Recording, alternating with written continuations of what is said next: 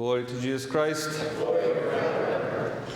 Some time ago I recommended one of my best friends a book that contained a selection of stories and teachings of various contemporary holy monks.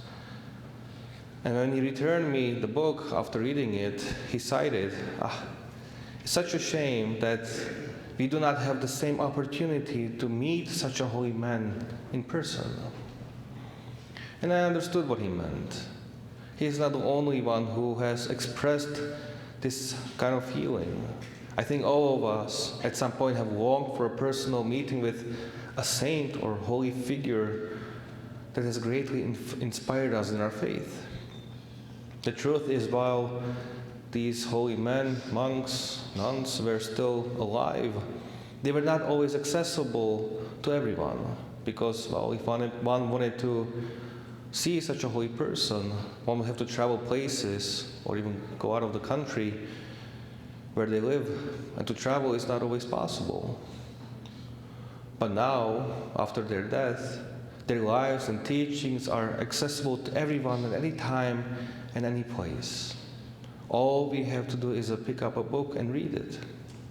And we get to know not just the saint's life, but we get to know their struggles, their victories over passions, and their counsel to those who try to struggle on the path to salvation. For example, St. John Kronstadt says, or summed up the spiritual tradition of church this way. He says, the saints of God are close to the heart of the believer and are ready to immediately help to those who turn to them with faith and love. And then St. Barsanuphius says, let us therefore ask the saints to pray for us and to make them our protectors. In this way, our benefit will be very great.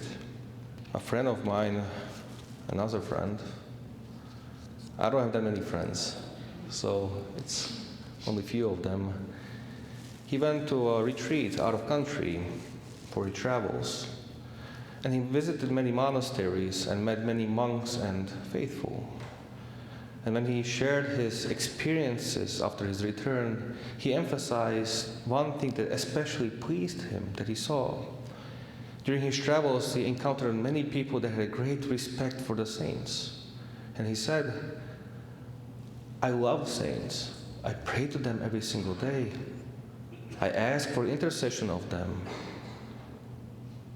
But when I visited these monasteries, and I saw these faithful come and venerate the relics and pray to the saints, and how much respect they have for the saints, I was very ashamed of my love, because my love was incomparable.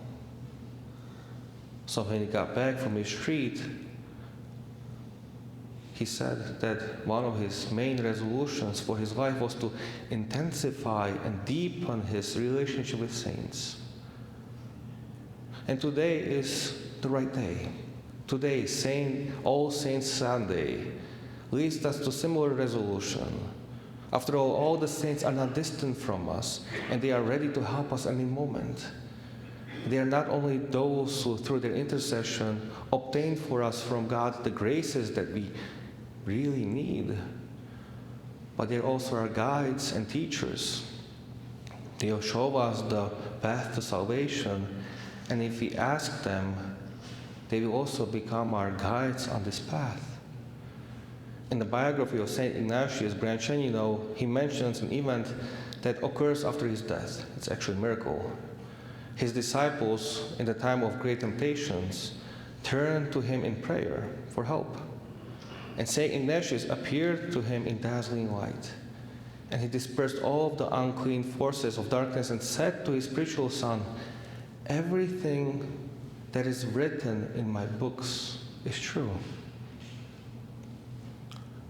St. Ignatius, great saint, he did not say this to give some kind of superiority over books, but rather that his spiritual son can find refuge and counsel in the written works of his spiritual father.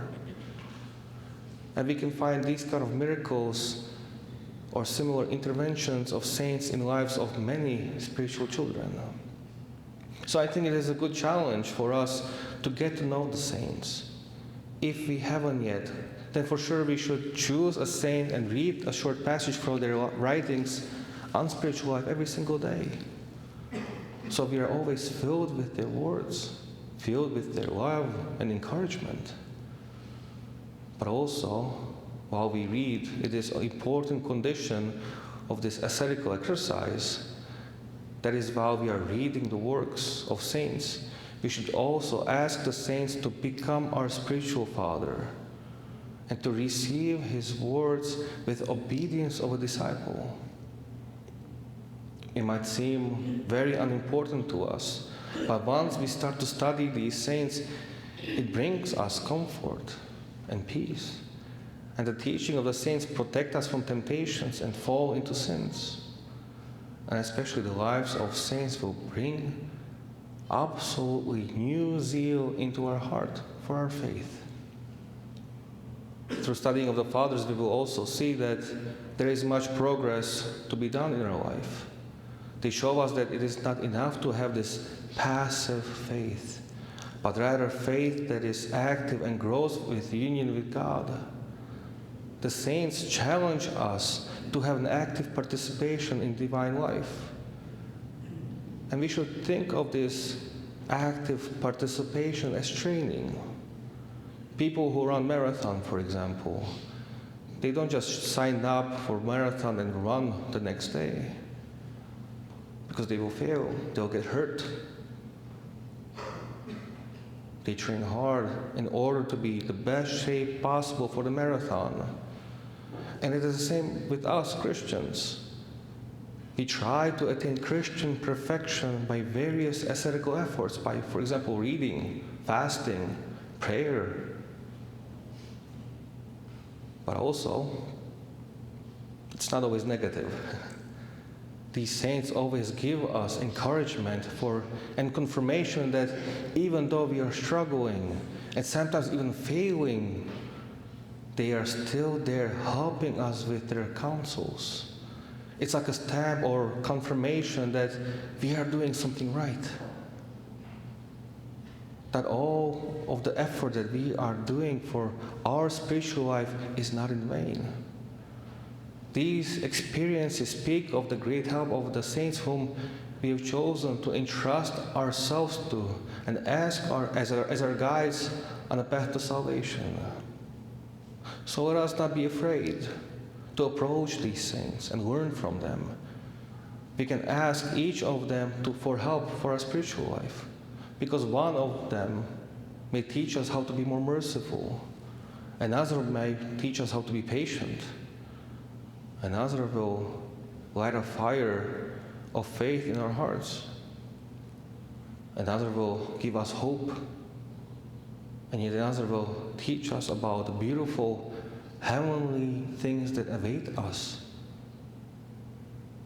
These saints offer us help of a magnitude that we cannot imagine.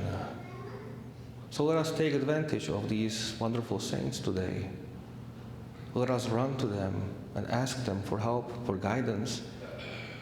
May we also one day become beacons of hope for others. Glory to Jesus Christ. Glory to God. Ave Maria, Stella